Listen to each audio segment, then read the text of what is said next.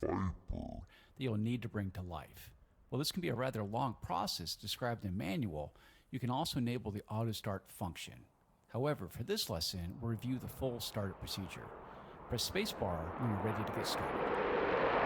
As we go, remember right click generally positions the switch up, while left click positions the switch down. First, position the main power switch to battery with a click of the right mouse button. This connects the aircraft's battery to essential systems and provides power needed for engine ignition.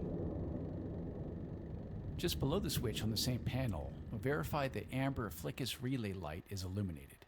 This is a check that the flight control computer's fault monitoring system is operating. Press spacebar to continue.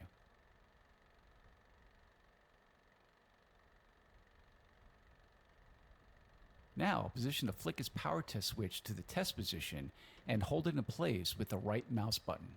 The 4 FLICUS power lights next to the switch should illuminate. Returning to the electrical panel, the FLICUS relay lights we're just looking at should turn off, and the TO FLICUS and FLICUS PMG lights should be on. This test verifies operation of flight control computer with aircraft battery as the power source. Release the switch and press spacebar to continue. Next, position the main power switch to main power. This prepares the aircraft to run off the engine-mounted generator, but electrical power is not available until the engine is up and running. For that reason, the engine and hydraulic oil pressure warning lights on the right eyebrow and electrical system and secondary caution lights on the caution panel should be illuminated. Press spacebar to continue.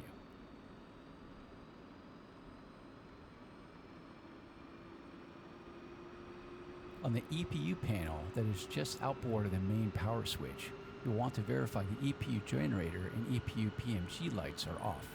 Illumination of either indicates criteria for EPU activation are met. The EPU could activate and create hazardous conditions if the EPU safety pin is removed by the ground crew. Turn the main power switch to off and abort the aircraft if the lights are on, although this is highly unlikely unless you have gone terribly astray in the procedure already. Press spacebar to continue. Now, let's close the canopy in preparation for engine start. This can be delayed until taxi if you wish, but we will close it now to cut down on noise. Use keyboard command left Control C to close the canopy. When it's fully closed, click the yellow canopy handle to lock it in place. Verify the canopy warning light on the right eyebrow goes out. Press spacebar to continue.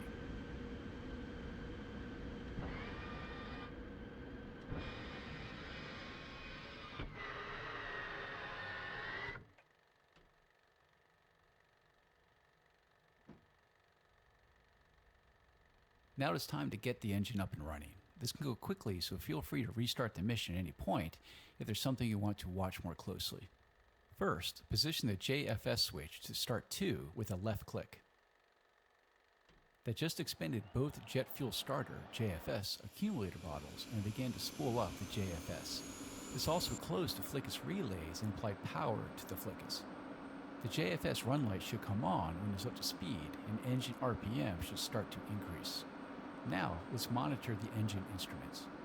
At 20% RPM, advance the throttle to idle position, right shift, and home. This provides power to the engine igniters and starts fuel flow.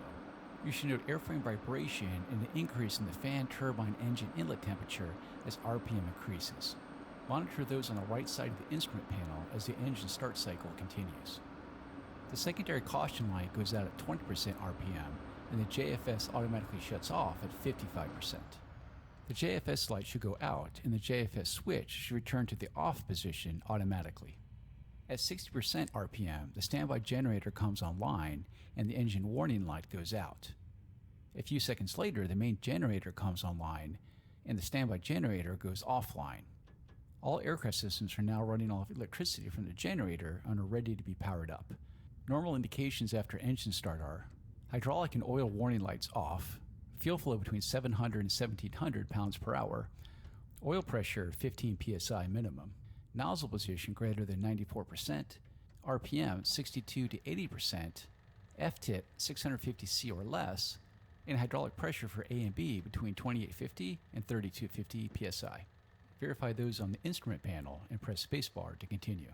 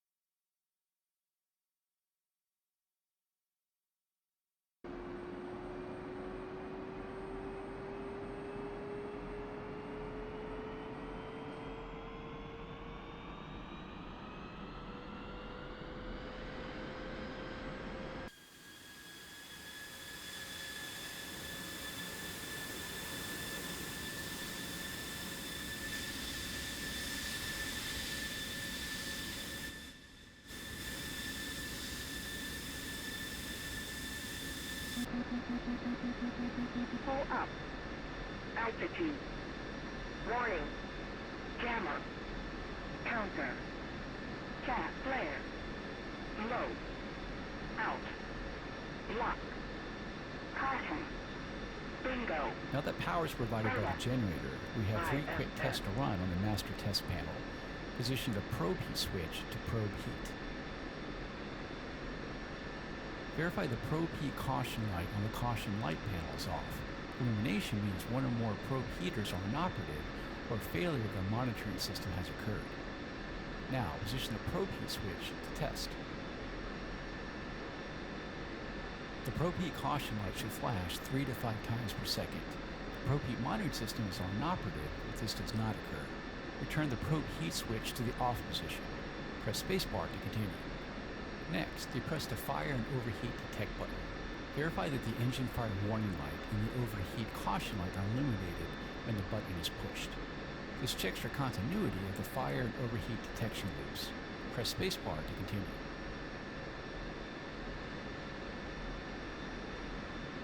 Then, depress the malfunction indicator lights button.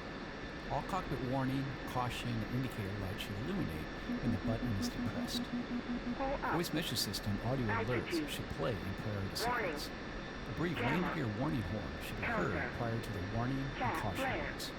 Press spacebar to continue. Now it's time to get our systems up and running and start the INS alignment. This is far easier than it sounds. First, turn on all the switches on the avionics power panel. Each switch in sequence provides power to the modular mission computer, or MMC, power to the store stations, or STA, power to the 2 MFDs, power to the upfront controls, or UFC, power to the GPS receiver, and power to the data link, or DL. There's also a map power switch, but this is not used in the Block 50 Viper. Press spacebar to continue. Next, position the EGI INS knob to align. This begins alignment of the EGI INS ring laser gyro navigation system. A normal alignment takes approximately 4 minutes to accomplish if the aircraft remains stationary. The knob should be set to nav prior to taxi. Press spacebar to continue. While the INS is busy aligning, we'll complete the rest of the cockpit setup and checks. First, set the CNI knob to the UFC position. This enables control of the primary communications, navigation, and identification functions from the upfront controls. Check that all 3 wheels down lights are illuminated green. This confirms that the landing gear is down and locked, and the micro switches that sense their position are working properly. While you're there, cycle the speed brakes open, left shift B, and back closed, left control B, using the switch on the throttle. Confirm this visually and monitor the speed brake indicator. Press spacebar to continue. Next, uncage the standby ADI on the instrument panel. This can be done by rotating the knob until the aircraft symbol is aligned with the horizon. Press spacebar to continue. On the sensor power panel, turn on these 3 switches. Right hardpoint switch, on if the targeting pod is installed. FCR switch to FCR. Radar altimeter switch to radar altimeter. Radar and radar altimeter transmissions are inhibited until the aircraft becomes airborne. But activation of these systems may be delayed until just before takeoff. Press spacebar to continue. Now we're down to a series of checks that may be run to verify proper operation of the aircraft systems. We will start with the check of the engine operation in the secondary engine control mode. This mode is selected in the case of a failure of the engine-mounted digital computer that controls scheduling of the engine fuel flow. First, raise the switch guard and position the engine control switch to SEC. Verify the SEC caution light is on and engine RPM is stabilized. RPM may drop up to 10% from the pry value before stabilizing. Stabilized SEC idle RPM may be up to 5% lower than the pry. Press spacebar to continue. Now hold down the wheel brake for the next part so your aircraft does not move. Snap the throttle to mill and then back to idle when engine RPM reaches 85%. Check for normal indications of smooth operation. The nozzle position should be 5% or less within 30 seconds after selecting SEC. Press spacebar to continue.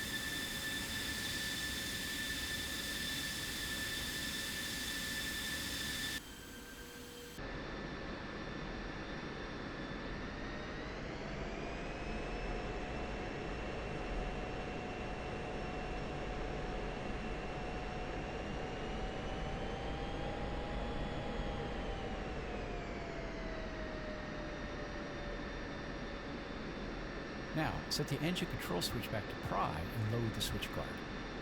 Check the sec light goes out and nozzle position returns to greater than 94%. Press spacebar to continue.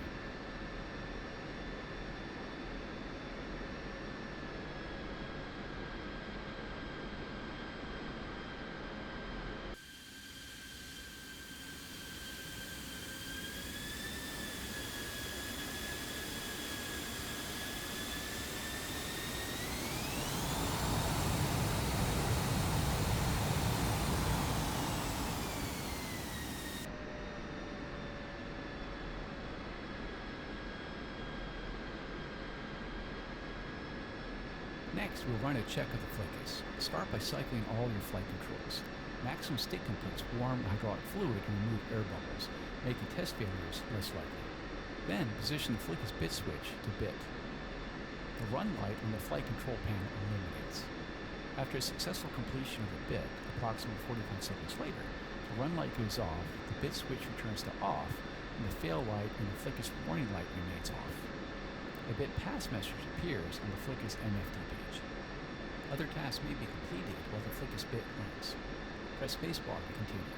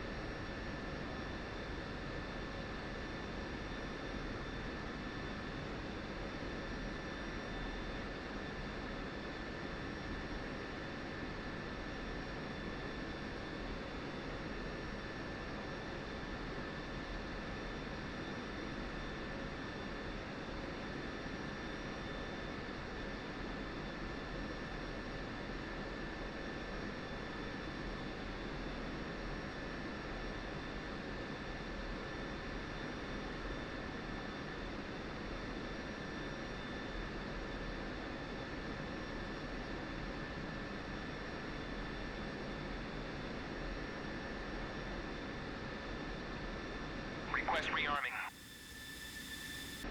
Copy. Now we'll test the fuel quantity indicator system.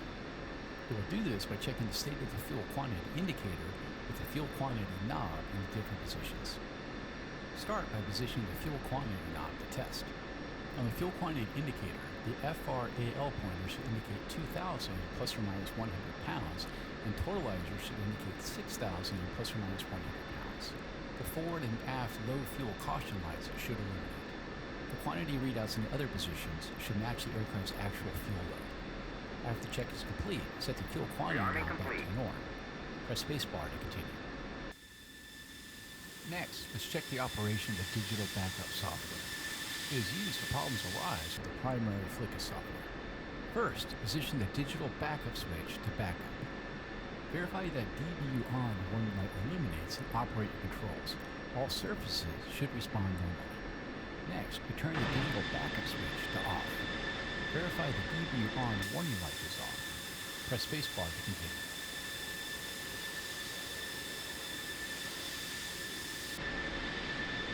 Now we'll verify that the trim system is functioning correctly. Set trim autopilot disconnect switch to disconnect. Use the trim pad on your stick to trim in both pitch and roll. There should be no control surface motion and no movement on the trim wheels or indicator.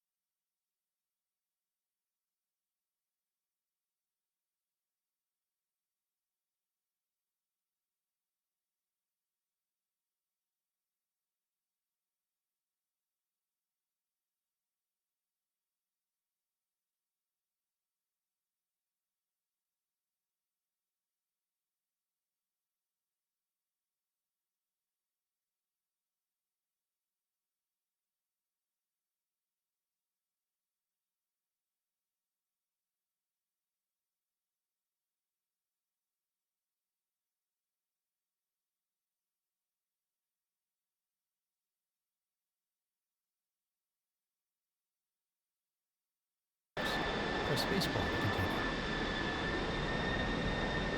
Return the trim AP disconnect switch to the norm position. Again, use your trim pad on the stick to trim in both pitch and roll. The control surface and trim indicators should move. Center the trim for pitch and roll and use the yaw trim valve to check the center of the trim for yaw. Press spacebar to continue.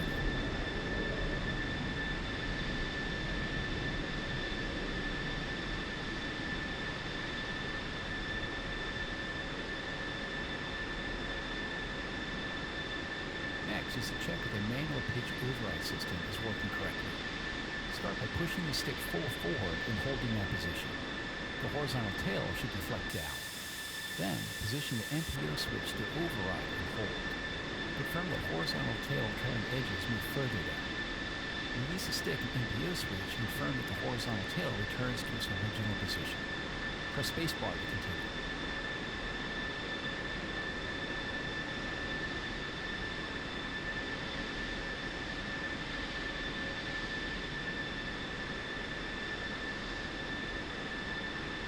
The last check is an emergency power unit. This check verifies EPU electrical power is available in case of an emergency. It may be delayed until just before takeoff if desired. First, check EPU fuel quantity is 95 to 102%. Next, set oxygen to 100%. Then, holding down the brake, increase engine RPM to 10% above normal idle. Press spacebar to continue.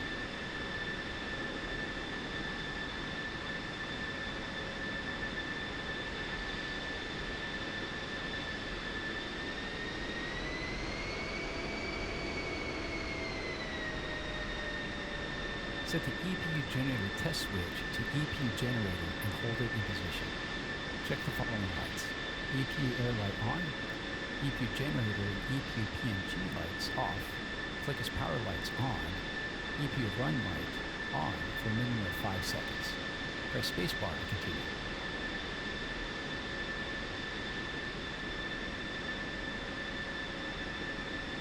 Return the EPU generator test switch to the off position. Return the throttle to idle and set oxygen back to normal. Press spacebar to continue.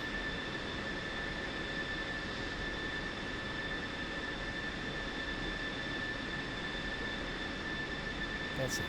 Your radio taxi sees your IMS alignment is complete, and you position the EGI IMS knob to map. Use the time on the ground to set up your avionics systems for the assigned mission. Things to consider